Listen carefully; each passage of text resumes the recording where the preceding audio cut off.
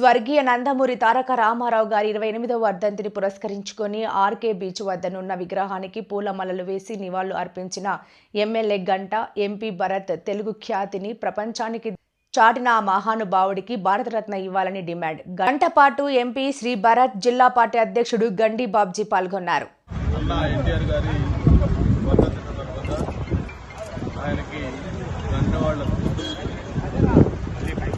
ఏ లక్ష్యంతో తెలుగుదేశం పార్టీ ఆ రోజు స్థాపించబడిందో ఈరోజు ఎన్టీఆర్ గారి తర్వాత మన ప్రీతం నాయకులు చంద్రబాబు నాయుడు గారు, ప్రస్తుతం యువ నాయకులు లోకేష్ బాబు గారి నాయకత్వంలో మొన్ననే కోటి సభ్యత్వాలు పూర్తి చేసుకుని ఒక రాజకీయ పార్టీల చరిత్రలో ఒక సంచలనం చూస్తూ ఉన్నాం.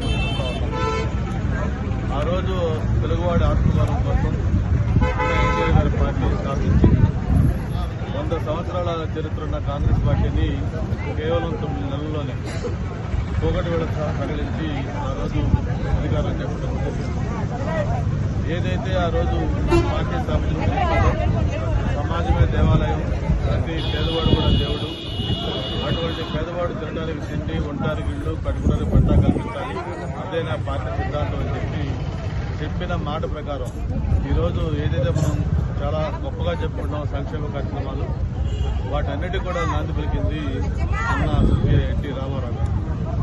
మరి అంతేకాదు మహిళలకి ఆస్తిలో వాటా హక్కు కానీ, అంతేకాకుండా స్థానిక సంస్థల్లో మహిళలకి రిజర్వేషన్లు కానివ్వండి, ఎన్నెన్నో పరిపాలన వికేంద్రీకరణ సంబంధించిన సంస్కరణలు కానివ్వండి, ఇవన్నీ కూడా ఆయన మనకి అందుబాటులోకి ఇచ్చారు. మరి అటువంటి అన్న ఎన్టీఆర్ గారు స్థాపించారు.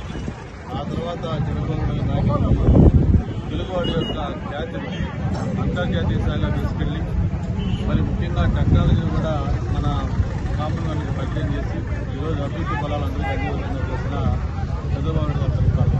మరి ప్రత్యేకించి ఇప్పుడు కూడా తరం లోకేష్ బాబు గారి ఆధ్వర్యంలో ఏదైతే పార్టీకి కార్యకర్తలే వెనుముక, అటువంటి కార్యకర్తల యొక్క సంక్షేమం, వాళ్ళ యొక్క అభివృద్ధి కూడా చాలా ప్రాధాన్యత.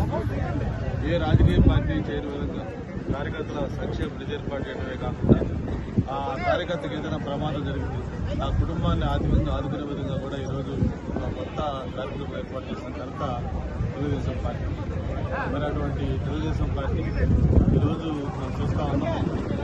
ఒక 5 సంవత్సరాలు జగన్ యొక్క పరిపాలనతో మొత్తం రాష్ట్రంలో విధ్వంసం జరుగుతుంది. మరి అటువంటి విధ్వంసం నుంచి మళ్ళీ పరిపాలన గాడిలో పెట్టి మళ్ళీ రాష్ట్రాన్ని అభివృద్ధిగా ఆ విధంగా ముందుకు తీసుకునే విషయం కూడా చూస్తూ ఉన్నాం. ఎన్నో రోజులుగా పోరాటం చేస్తున్న విశాఖపట్నం స్టీల్ ప్లాంట్ కూడా నిన్ననే ఒక పెద్ద